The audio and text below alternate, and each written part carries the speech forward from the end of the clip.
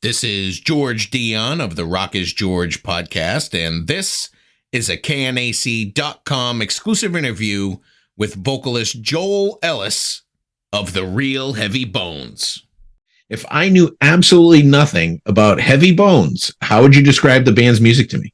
I don't know like how to put it into a couple of words, but I mean, can't really call it a super group because Gary and Rex, they weren't, but Frankie and I, right, we were in bands, but the level of talent, I would say, just an ass kicking band. It's kind of like having a fucking space shuttle on the launch pad, and all we ever got to do was just fire up the thrusters. But people heard the boom and saw the smoke. They just didn't see us rocket the way that we did. And it's cool that you asked that because this record that I'm doing right now was actually, it's the only recording to where we really let loose.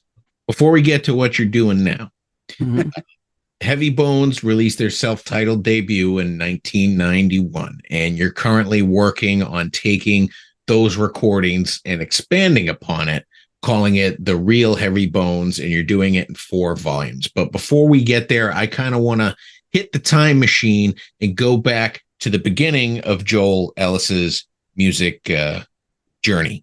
I want to start kind of back in your first band, MERRI HOAXX, and how that went from just being a high school band into signing with Atlantic Records.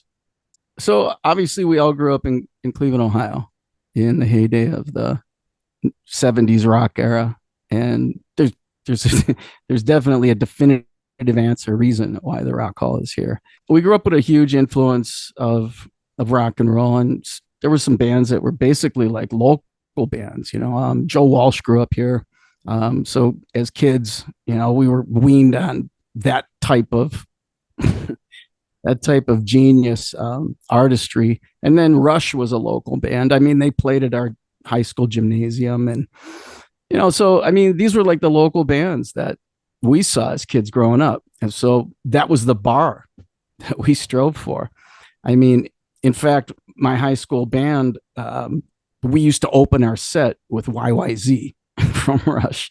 And if you watch the Rush documentary, they'll tell you that it was the fans of Cleveland, our generation, who rang the phones of the radio station off and made them play Working Man, and the rest is history. But so MERRI HOAXX was, I started in, Jesus God, I bought my first guitar for $7. It was an old Sears guitar, and I wired up to just like god awful things. I'm surprised I didn't burn the house down. But and then out of the basement, I did my first concert at a pizza parlor downtown Bedford and Broadway, and went through a series of bands, these young kids. And I played the bar scene. I was like 16 years old, and I was all excited because I was playing with older guys. They actually had hair on their chest, and they used to sneak me in through the back alley, and so that I could go on stage and sing cover tunes. And then we just all met, Denny Holen and Chris Frisbowski Grizz and Kenny Delero, and they had already had a band together, and they just blew my mind. When I heard them play, it was just like they were playing Ozzy, and Denny was just shredding like Randy Rhoads, and Kenny was pounding out Neil Peart. I mean, just like you're listening to the album, and I'm going, these are like 16-year-old kids. I'm like, yeah.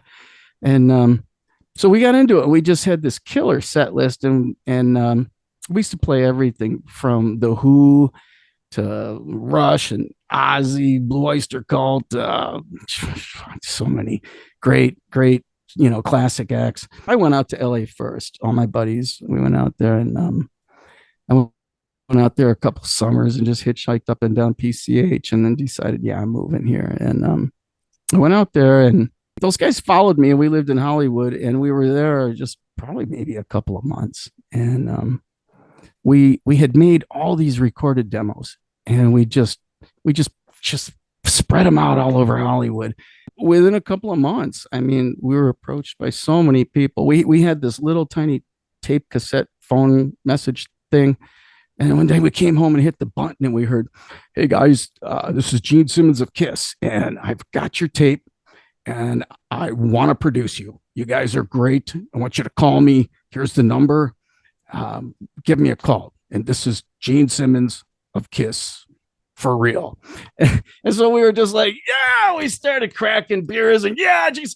Well, somebody spilled a beer on the tape machine. And there went Gene Simmons' phone number. And then we got contacted by several cats, and Dweezil Zappa was the best. And he pursued us. And Denny was a savant. He ended up being a tortured artist, and he died a few times on us, a couple of overdoses, but he really got into heroin, and that's why I left MERRI HOAXX. But yeah, it was only a couple of months, and Mo Austin, who was the president of Warner Brothers, he and his son Danny Austin ran Warner Brothers, and then Kenny Austin was A&R guy over at Atlantic, and somehow or another, Gene was persistent, and we ended up getting in with Casablanca. Some friends at Cass. There was a woman named Roseanne Shelnut who was very close to Kiss. And, so Roseanne, I think it was through Roseanne or through Mark Ostro, who was, the nephew of Mo Austin. But Ahmet Ertegun of Atlantic Records, he heard us.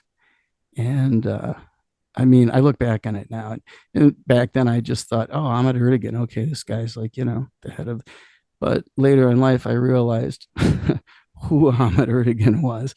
And it's probably one of the things I'm most proud of is being recognized and scooped up immediately within a couple of months after landing in Hollywood by Ahmet Ertegun and Doug Morris out of New York. And we got this deal on Atlantic. And so we had already done a couple of studio recordings for ourselves. People pulled us in and recorded us. And then we finally did the one that was on the Atlantic record budget.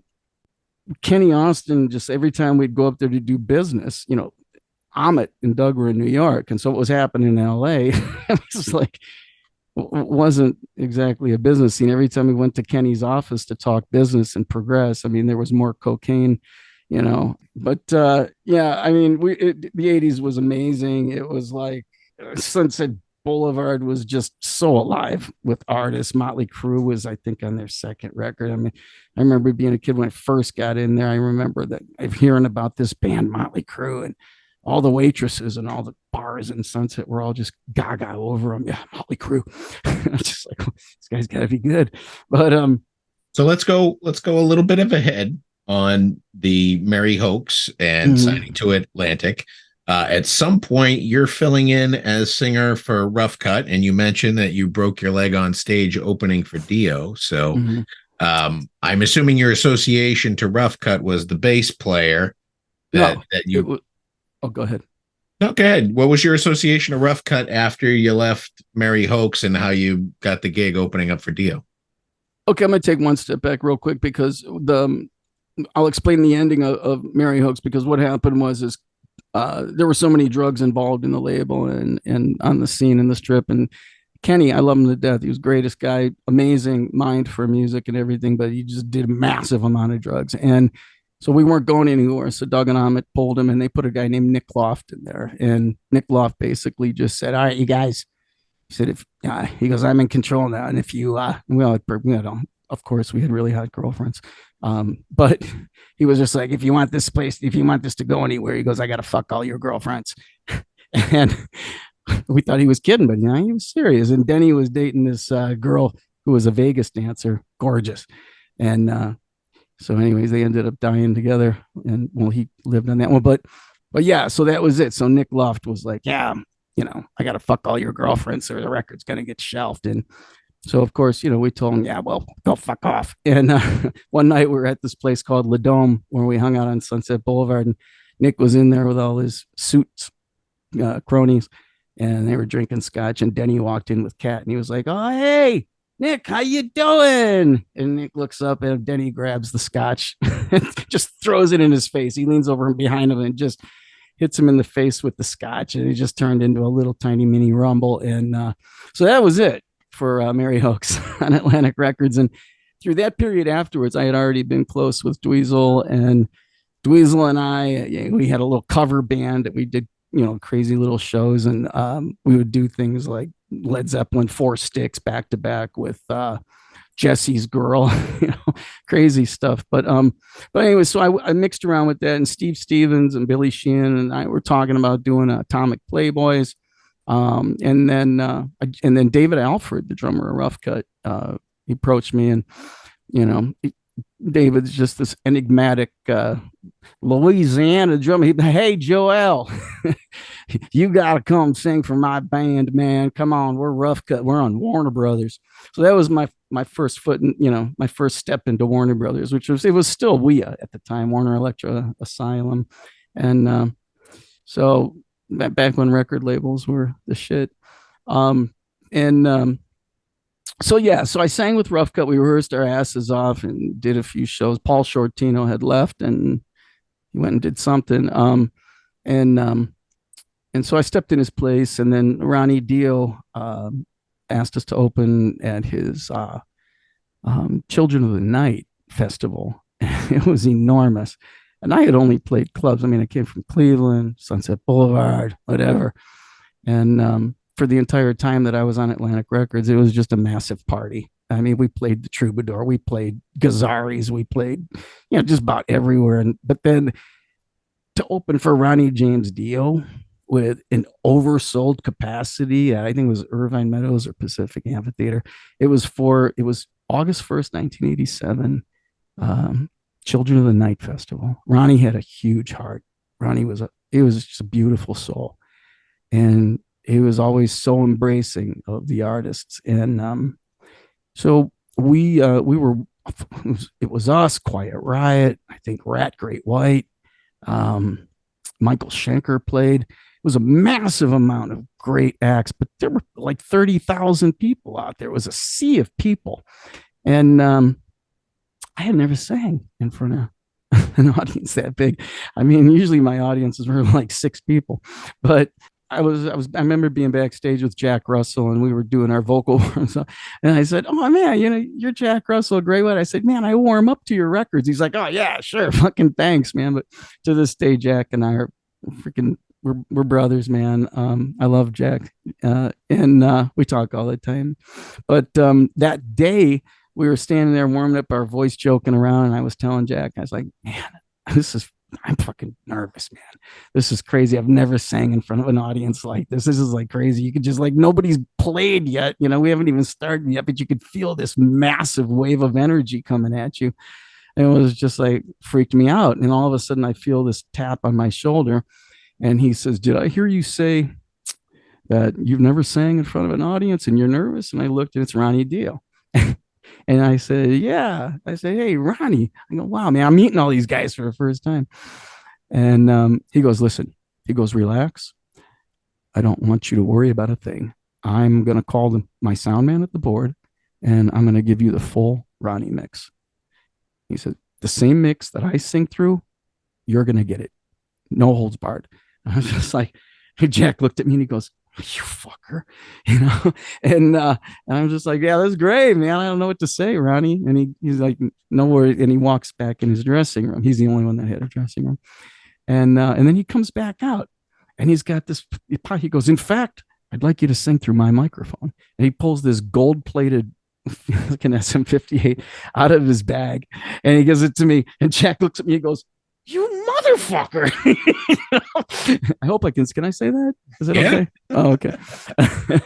And yeah, man, I just I gave him a B game, and we hugged. Ronnie just we hugged. He's just that kind of guy, but so anyways, we went to go on stage, and I can't tell you. I don't know if there's ever been anyone else out there that's actually sang through Ronnie's mix with Ronnie's mic, but it was a big PA system, and there were a lot of people there, and it was my first time. And I went out there, and we started playing, and we were playing loud, and I can't explain the energy that I felt.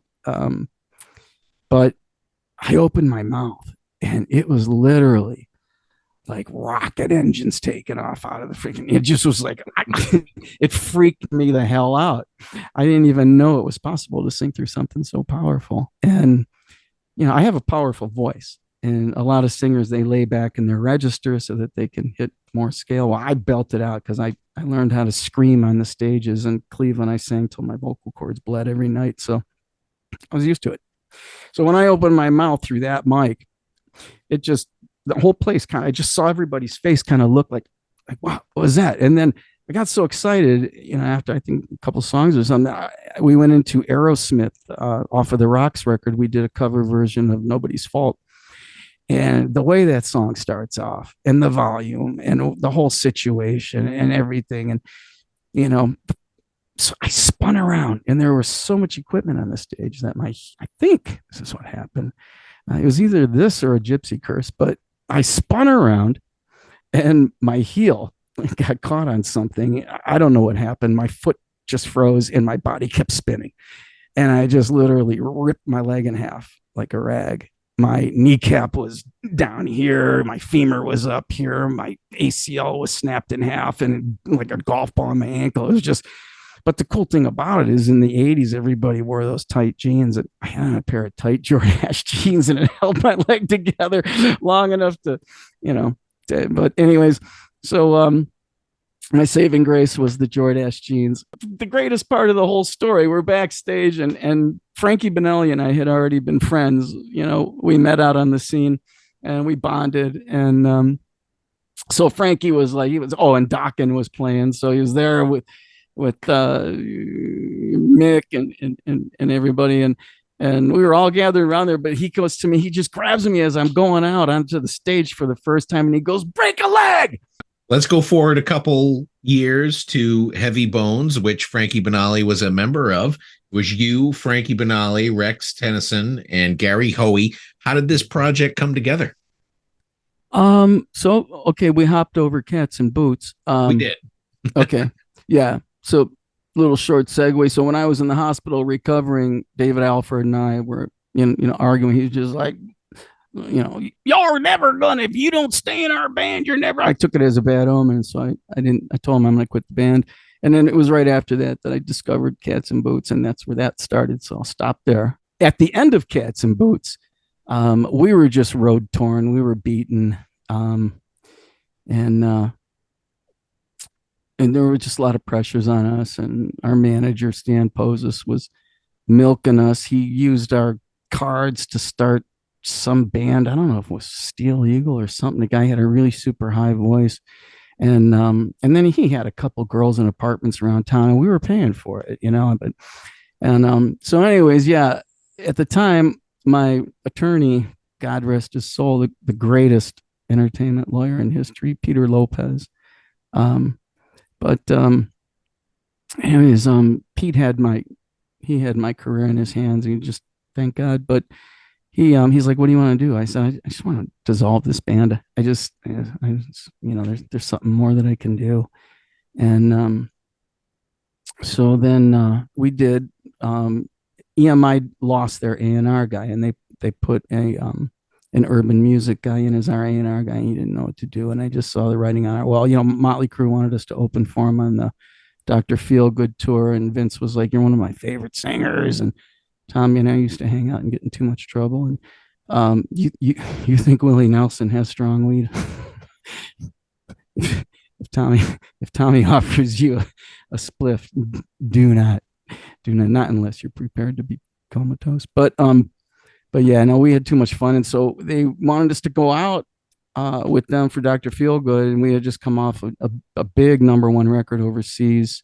I mean, our Cats and Boots record clocked in at like Billboard's top 3 record of the year, underneath the Rolling Stones' Steel Wheels and Prince's Batman record. And we sold, I'm proud to say, we sold more records in Japan that year than Poodle Boy. I mean, John Bon Jovi. And instead of allowing us to go out and work the records some more, he was just like, no, we need more money. You need to go and make another record. And so anyways, that broke that up. And so Heavy Bones. So I was in Hollywood, in the Hollywood Hills, and I was living in an apartment up in as we called it, the Fuller House. Mitch Perry lived there. Tammy Downs lived up in there. The place was just loaded with strippers, mud wrestlers. Sharice Neal was up there. And every night there were just, so like right after Cats and Boots, it just turned into like this legendary place of hedonism, and they had swimming pools on the on the roof, and yeah, I can't even get in. That's another story, and you can ask Stephen Piercy about it too, because he even moved in, and and he took over the second bedroom, and Eddie Van Halen would drop in, but any night after the Rainbow closed, you never knew who would be there. Just like turn around and there's Jason Bonham, or whoever was there. And Eddie used to sneak away, and that's how he and I got to be friends. But he would sneak away. I'm assuming. I really, in honor of Eddie, I really don't want to get into a lot of the things that were really fun back then. But Eddie was a tremendous person, one of the biggest hearted guys in the industry. Very humble, mellow, fun, funny. But we had a little too much fun together, and but he'd come hang out, and he was very shy. He was a very shy guy, so he would always come, and then there'd be a certain tap at the door, and instead of saying, "Hey, it's Eddie," he'd be like, "You got a cigarette?" And that was the code word. And I'd be like, "Yeah, I got a whole pack," and that meant that there was shit going on inside. Come on in. It's like, yeah, no, no, I'm all out, which meant that, yeah, there's someone in here you don't want to know or see. And so yeah, it was a fun place. And during that period of time, I had a Tascam 388 machine, and I had just sitting in my apartment. And so we just had the craziest things. Brian O'Neill from the Bus Boys would be banging on a piano, and Mitch and Tammy and Steven and I, whoever else was there, just going crazy. And then we actually wrote songs. So Denny, the guys from MERRI HOAXX were there hanging out, writing songs, and Cats and Boots wrote on that thing. And then eventually Peter was like, "Joe, it's time for another record deal." And so he said, I talked to Michael Austin, who is now, I guess, president after Mo. But he was like, "Yeah, Michael says, you don't need a band. You don't need anything. Just come on over. He's got a deal on the table for you." And so I just had to find musicians at the time. And so I had some cool members. James Kotek, I think he's currently with the Scorpions, but he was at the time right after Kingdom Come. James and I were good friends, and amazing drummer. Obviously, everybody knows, but this was back when he had his long hair and he was all cool, and well, he's still cool. Hi, James. And so we started putting the band together, and it just basically evolved. Mark Tureen from Bullet Boys was like, "Yeah, I got this great, young manager. He's, and the Bullet Boys were doing great. And Mark and I were really close friends. Mark and Lonnie and the guys, Mick. And so I figured, I'm gonna give this guy a shot. And I've always been about the underdog, and I've always been like, but I should have been.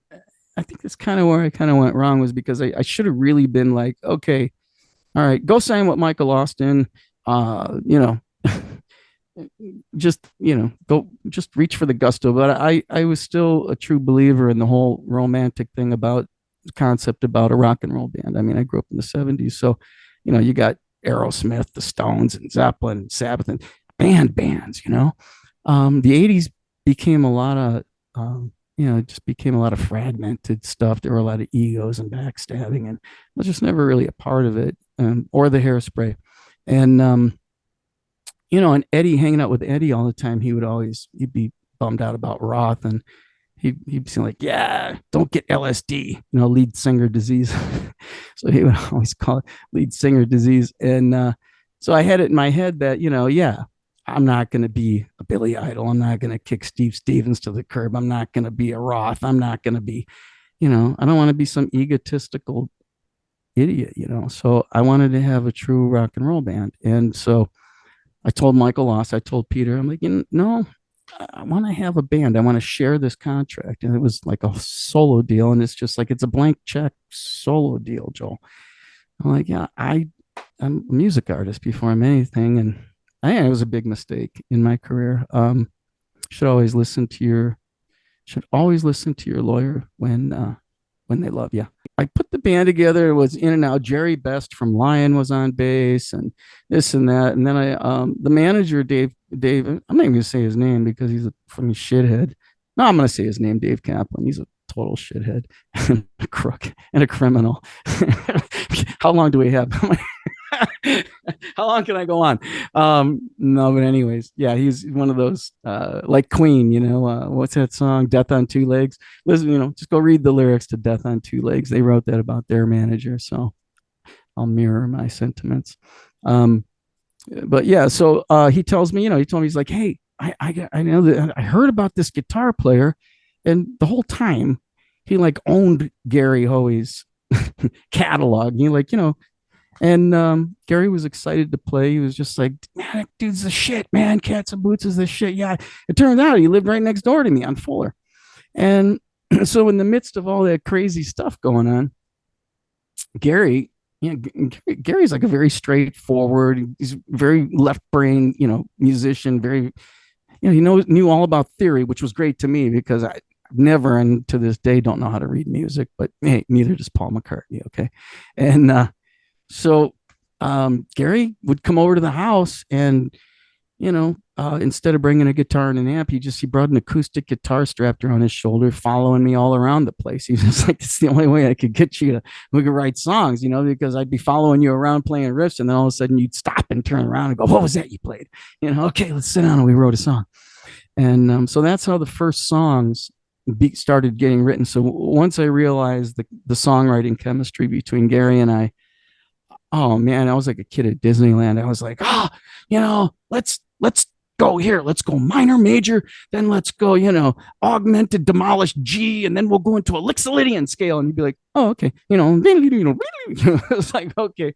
I didn't like the shredding thing, but I was just mesmerized with his knowledge and ability of music, not to mention, just him as a player. It was great. But there was a lot of things, a lot of rough edges with Gary. So, well, before I get too far into that, so then, I wanted Frankie in the band. Something just hit me and I wanted Frankie in the band. So then the next thing that we had to do was to look for a bass player. So for the beginning, we worked off of my 388 machine and re-recorded all of our first demos on that. And then we did a lot of songs. That didn't make the record, and that's what this Real Heavy Bones thing is also about. Is a majority of these songs are never before heard songs, reproduced, digitized off of 1/4-inch demo tapes, and transferred by Dan Johnson, who's the engineer. He used to be house engineer at Ocean Way, and he developed the entire process of digitizing analog to digital. And so Garth Richardson referred me over here. Garth was he and Mark Opitz produced the Cats and Boots Kick and Claude record, but Garth's a good buddy of mine, amazing producer. He did Rage Against the Machine and all that.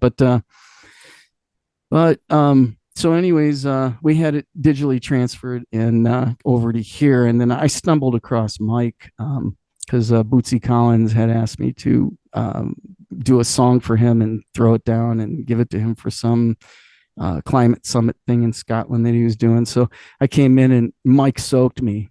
He robbed me that night. Well, you got to admit, I saw the sharp edge of his business side, but now we're buddies and we're partners. So at that point in time, it was Gary and I writing songs on the demo machine, and then we would go back and forth from his house to my house. And then Frankie started coming over, just working on a drum machine. And it blew us away because Frankie could sit there with, remember those old Alesis or Boss drum machines with the little rubber pads, Frankie would sit there with 2 fingers. He would literally play his drum. I mean, everything, kick, snare, everything. So he'd sit there and he would drum out the parts with his fingers, the way I type on a computer. He was laying it down. And so that's how the first demo started. And those songs, many of those songs, we're calling that the 2-track. So that would be kind of volume 3. It's like just all the massive songs that we had written with Frankie's fingers on the drum machine. And, we went from a little 4-track machine to 388 machine. And then Gary went out and we got an Akai 1212 and we were working on that machine too. And So that period of time was really kind of cool. And in that period of time was kind of a molding, forging of our talent. We created a chemistry, and Gary and I butted heads on a lot of things in the beginning. It was just like, it's like he had to do Gary, I need a bend that's in the groove, and it's got to be behind the beat, and then it's got to be gritty towards the end. And he's like, what, are you fucking crazy? And I'm like, yeah. And then we need feedback. He's like, feedback is like it's like a misfunction, a malfunction. I go, no, it's not. I go, and so I locked him in his closet in his apartment with and he'll tell you the story. I locked him in a closet with a 412 cabinet, and we took the head. I had his Marshall head out in the hallway. And so he's like, all right, dude, I don't know what being in the closet's going to do, but all right. And I'm like, well, when you're close to the speakers, it feedbacks as an oscillation with the pickups. He's like, yeah, I know. I'm like, well, you got to learn to control that. He goes, all right. So we closed the closet door, and I immediately put my back against the hallway wall, and I put my feet up against the door because I knew it was coming. And then so we turned it on. He's playing, and so all of a sudden, I just cranked the freaking gain, and he started going crazy. It was screaming, and he was kicking the door. He was like trying to kick it off the hinges, like, let me out of fucking run. And I go, control it. So anyways, that's, all the feedback that you hear, like, and some of the solo Summers in the Rain and all that. And we were just laughing, Gary and I were just laughing about it the other day, but those are like all the kind of different things. And so I would hear things in my head, and even if it was like the slightest blue note or something, and then out of that came a really beautiful chemistry. So you get the album out, and it kind of stalls a little bit. I assume that there is some issues here with your manager, because you mentioned that, and then there's sort of a little tension between you and Gary, from what I understand. So is that what kind of led to nothing being produced after the first album? Yeah, Gary and I had just recently in the last year had a real come to Jesus talk about all that. And he was very forthcoming and cathartic about that whole situation. Okay, I'm going to take a step back and say, okay, so there was an old machine shop when we were in Atlantic Records. We went up into the Hoax, we went up into the Valley, and we looked for a rehearsal place. We went to Mates, and they wanted too much money, so we went on the corner, and there was an abandoned machine shop. And so the owner cleaned up all the oil and metal chips, and we went in there and did it. Well, this became eventually, like now today, I think it's Sony Pictures sound room, but every one of my bands rehearsed there. So I took Heavy Bones in there, and that's where we found Rex. We did, Jerry Best wasn't in the band anymore. Pete Comita was in it, and then from Cheap Trick. Anyways, we went through a series of bass players, and then this one guy comes in, and he's just got that, Rex. He's got that mop of hair. He's a beanpole, and comes in with his Converse tennis shoes, his torn jeans, a giant mop of hair, and he's got a Fender P bass case that's like literally duct taped together and falling apart. And he would have to duct tape it because none of the locks worked. But he comes in and he's dragging his thing through the door, and he was nervous, so he was stumbling and this and that. But he plugged in, and we loved him. And when you listen to this record, The Real Heavy Bones, you're gonna hear the magic that we have with Rex playing bass and the band playing live, and the groove, no click track, and all the bass, all the band. It's the only recording of the full band playing live, and it's actually the only recording of these songs that are going to be released with Rex playing bass on them. Because so getting into anyways, they kept me. I'm a live performer, so I'm a road dog, and I love being on the stage, but they kept us, and I'm not sure, I think it was our manager who was taking 20 cents off of every dollar for us, and the longer he kept us in rehearsals telling us, yeah, you need more songs. And finally, when we wrote like 60 songs, we picked 12. I kind of went nuts there, but really honed the band. If we'd have broke out live, it would have been amazing. But that's what this record captures. It captures us just in our in our molten chemistry together and just playing our hearts out. And Mike's done an amazing. I don't know how he does it. How do you do it? You're not answering the question, Joe. Okay. Anyways, we were only supposed to just. Why didn't Heavy Bones continue? Okay. Thank you, Michael. That's what I do, is get you back on track. You think someone has to? So there were a series of things. It's not just that, okay, let's go to the end of the record. It's a series of things. So we were being milked and manipulated. The man, our manager really kind of he would stir up the pot and let the stick fly so he could profit. And that was basically what it was. And then they wanted some huge commercial success, and I was listening to shit like Mother Love Bone, Sneaker Pimps, all the killer grunge bands. I loved Nirvana. I loved that raw. It just took me right back to the 70s. And I was just like, yeah, finally, we get rid of all this, this this arpeggio ridden, hair metal shit. I don't mean to knock the 80s music. It's there was a series of things. I mean, I quit the band several times. And I continued to tell the band, man, we're all this money. Oh, we're working on a blank check. And the manager was in, Gary's head, and getting into their heads about, Joel's a troublemaker, this and that. And I'm like, no, you don't understand. This was my record deal. I brought you guys in and gave you an equal take so that, for the purpose of us being able to bond together and make a great band and get out there. And we got this manager that comes in and he's manipulating everybody and feeding Gary with all these visions of grandeur about, is that how you say it? Visions of grandeur? About, being some superstardom, the next great guitarist, the next Eddie Van Halen or Mark Knopfler. Because our A&R person, Roberta Pieser, she discovered Dire Straits, supposedly. She was Ted Templeman's sister. But she was our A&R person and we were on Reprise, so we were on a major label and we had all this money accessible to us. And it was just, it just drove me crazy. 8 months of songwriting and being in a rehearsal and just watching the band get manipulated. And I was really kind of surprised that Frankie, that his red flags didn't go up either. But I don't understand really what was going on behind the scene at the time. I love Frankie and, God rest his soul. But it was a cancer. It was a psychological cancer that put in place so that this guy could make money. In fact, later, I was very close to all the executives at Warner Brothers, like Carl Scott, who was the president of finance at Warner Music. And Carl's huge. He's, he broke like Katie Lang and Madonna and would be coming in and out of his office when I was, in there.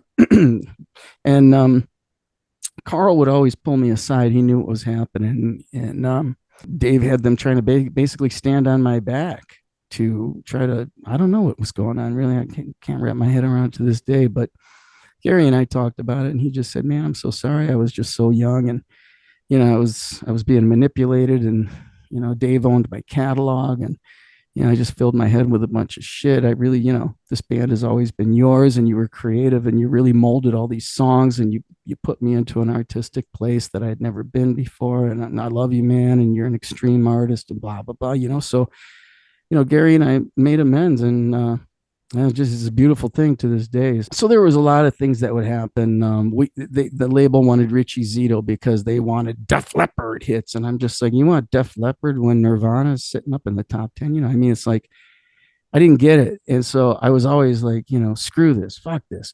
And then they undermined me by breaking my contract with Peter Lopez because they did this band rule thing. And he really just kind of controlled us. So not only did he suck our blood and our money, but he manipulated the band into a dark hole, so they brought in Richie. And I remember Richie's wife saying to him, Richie, what can you possibly do to make these guys sound any better? And that's what this record is. This is that music that people heard and said, holy shit. But the point is that what we're about to prove with these recordings is that you could not make that band that's on these records any better.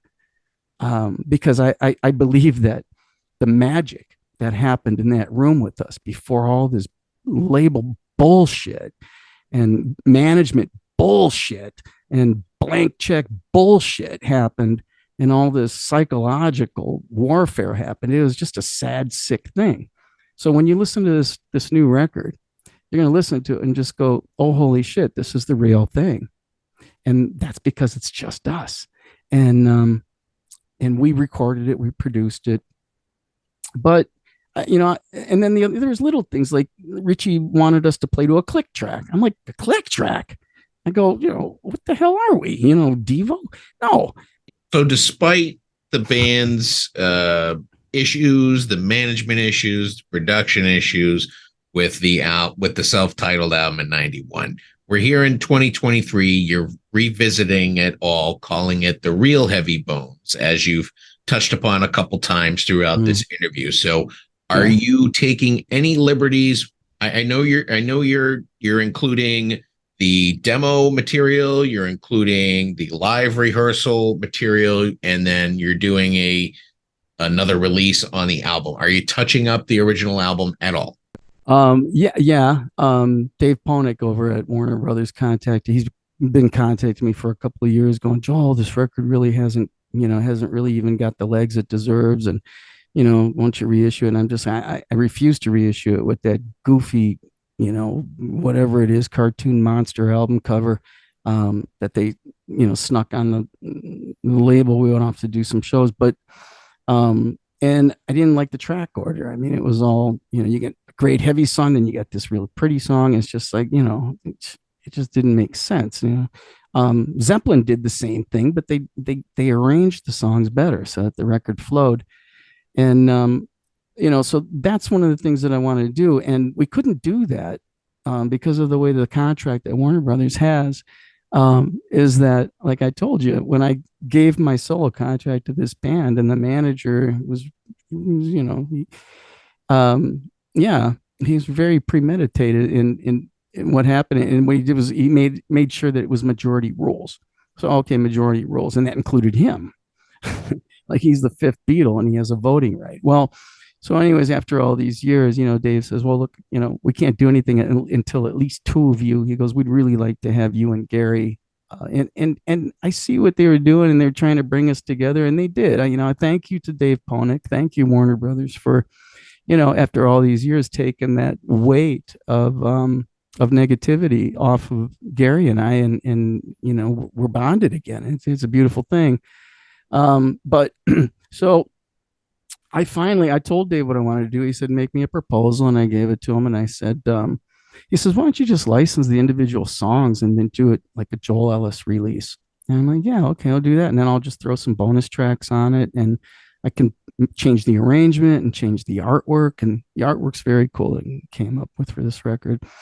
And so, I was like, okay, great. So we'll make that like volume 4. So we've got like 2 records full of unreleased music that are just stellar productions that Mike and I have done here.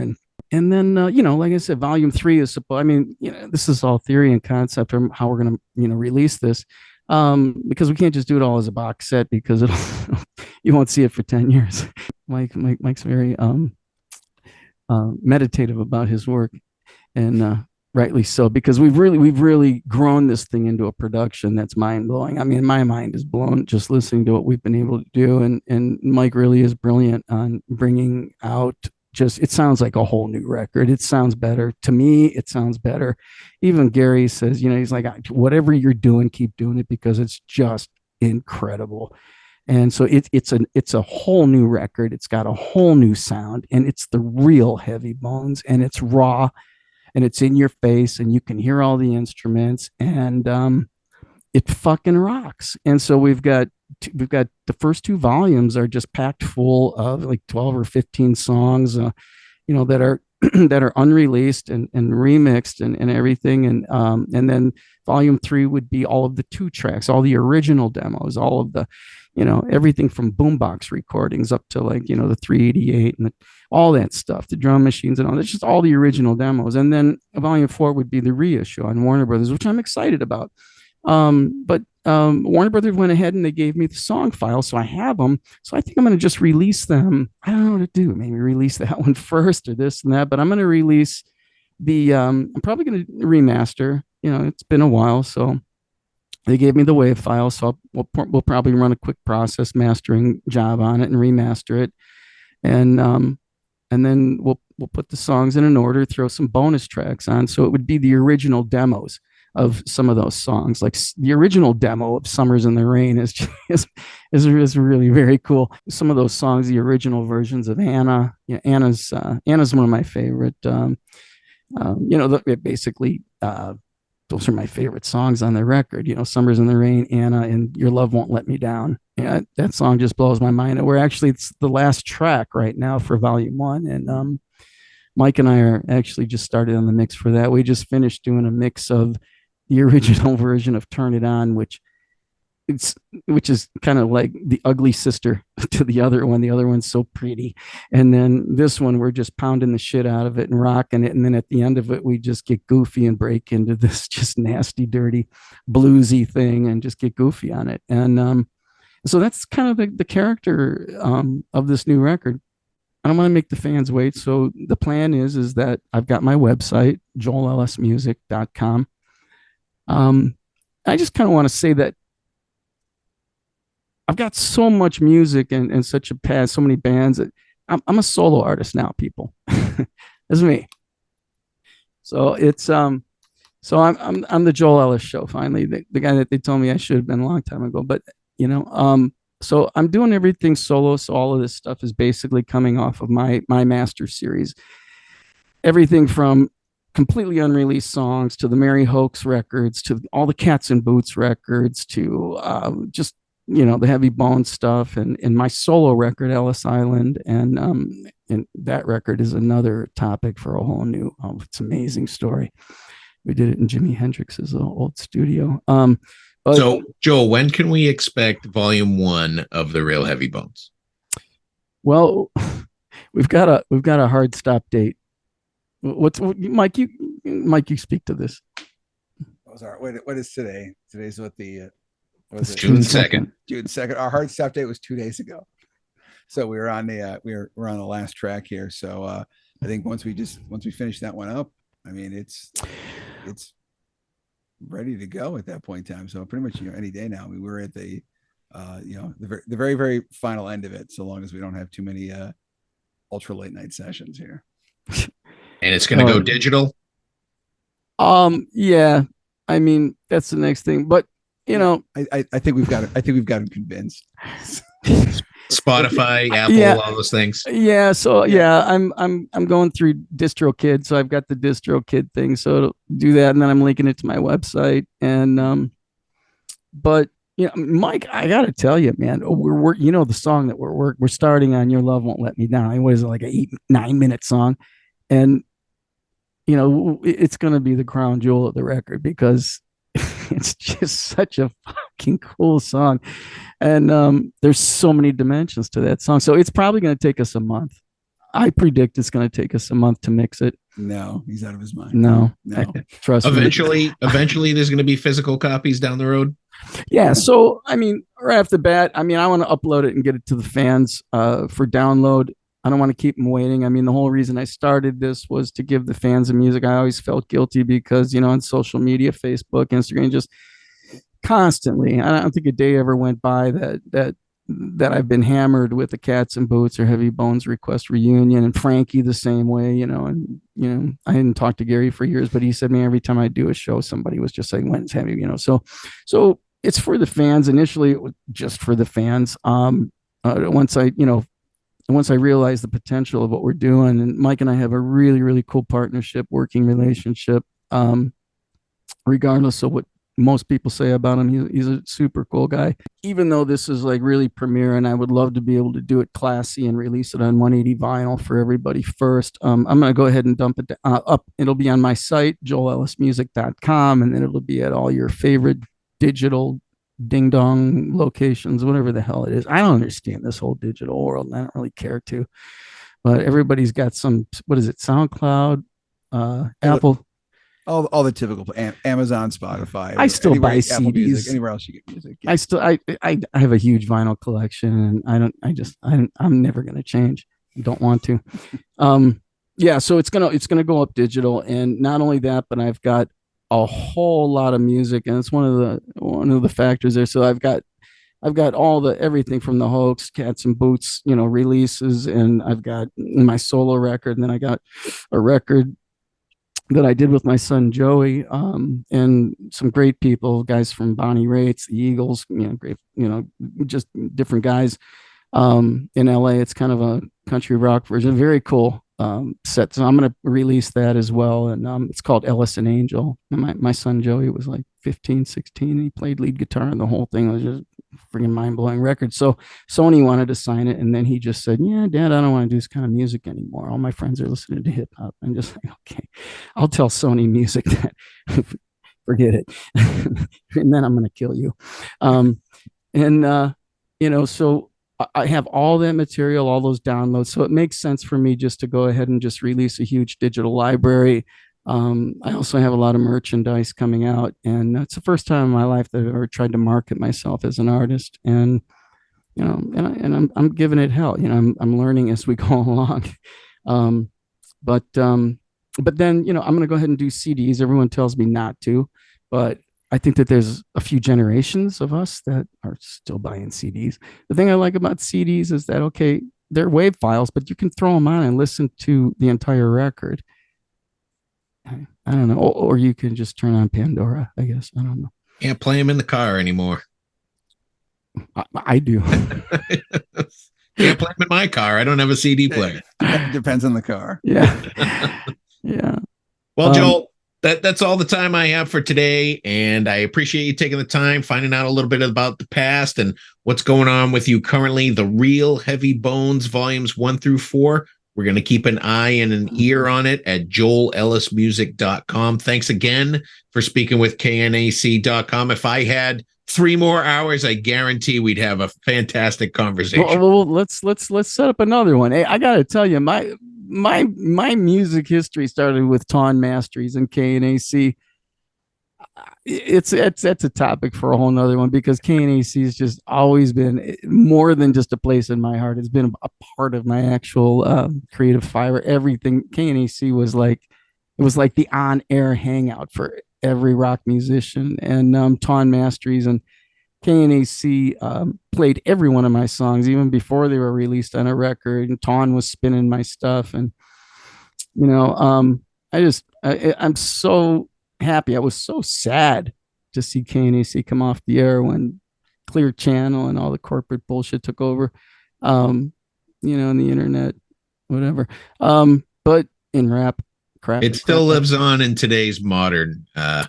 And you know what? KNAC.com, God bless you guys. I'll tell you what, Joel, you get up to the releasing of volume 2, maybe the beginning of volume 3. We'll talk again.